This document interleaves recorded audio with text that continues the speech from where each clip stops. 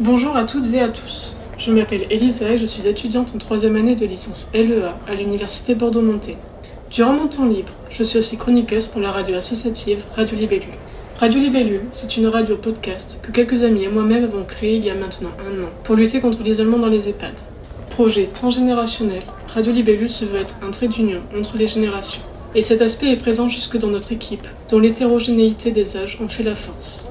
Notre slogan, les ondes positives, décrit parfaitement notre envie. Au programme, dans chaque émission, du rire, de la bonne humeur, du récit et de l'imaginaire. Car notre envie est d'embarquer avec nous chacun de nos auditeurs dans le fabuleux monde des libellules, au gré de leur savoir-faire, de leur expérience et de leur récit. Comme vous l'aurez certainement compris, la solidarité et le partage sont nos chevaux de bataille. Et c'est sans doute ce qui a mené à ce fantastique partenariat avec Ici Tout Va Bien.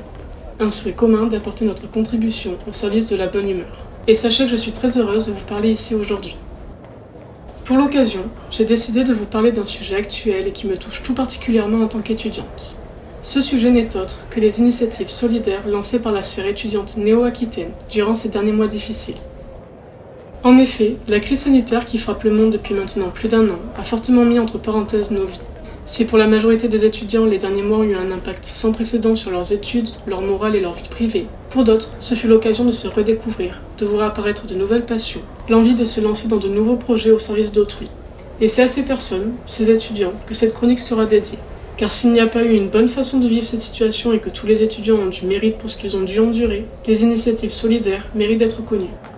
Si ces initiatives ont tout en commun d'œuvrer pour la solidarité, leurs champs d'action sont aussi variés que pluriels.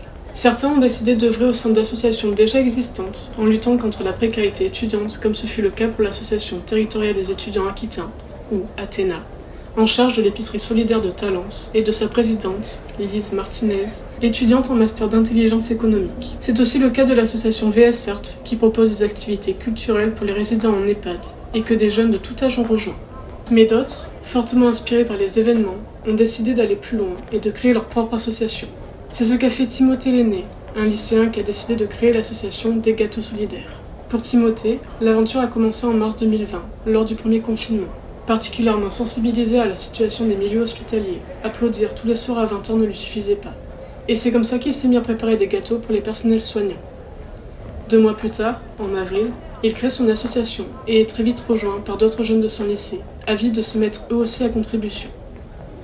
S'ils confectionnaient en moyenne 400 cookies par semaine durant l'été dernier, ils ont finalement décidé d'accorder leur temps à un tout autre public, les personnes sans domicile fixe. Ainsi, ils se réunissent maintenant au moins 1 fois par semaine pour élaborer des repas complets qu'ils partent ensuite distribuer au cours de leur maraude dans les rues de Bordeaux. Et leur générosité représente pour certains beaucoup, car je ne vous apprendrai rien en vous disant que les personnes vivant à la rue comptent beaucoup sur les actions solidaires pour survivre au jour le jour.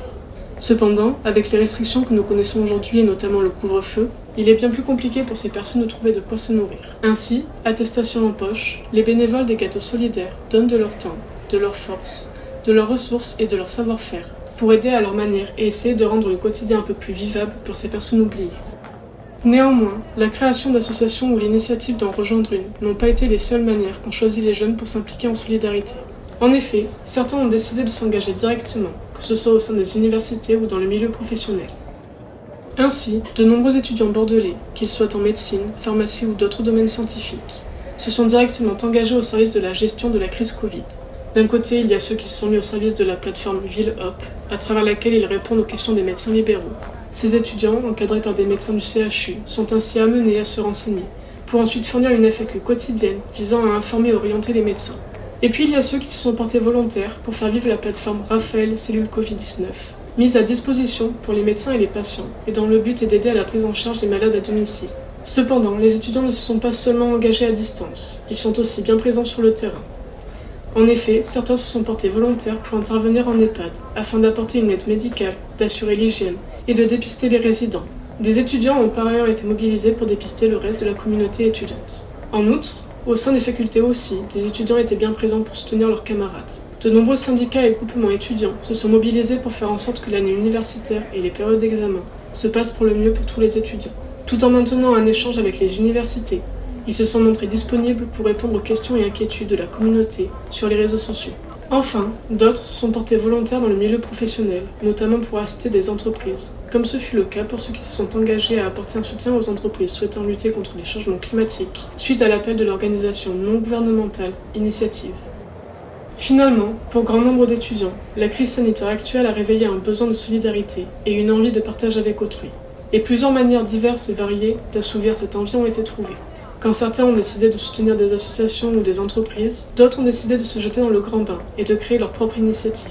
Et d'autres encore ont voulu s'engager dans la lutte directe contre la pandémie. Et nous ne pouvons que les remercier pour leurs gestes honorables. Je vous remercie pour votre écoute et vous souhaite une bonne journée.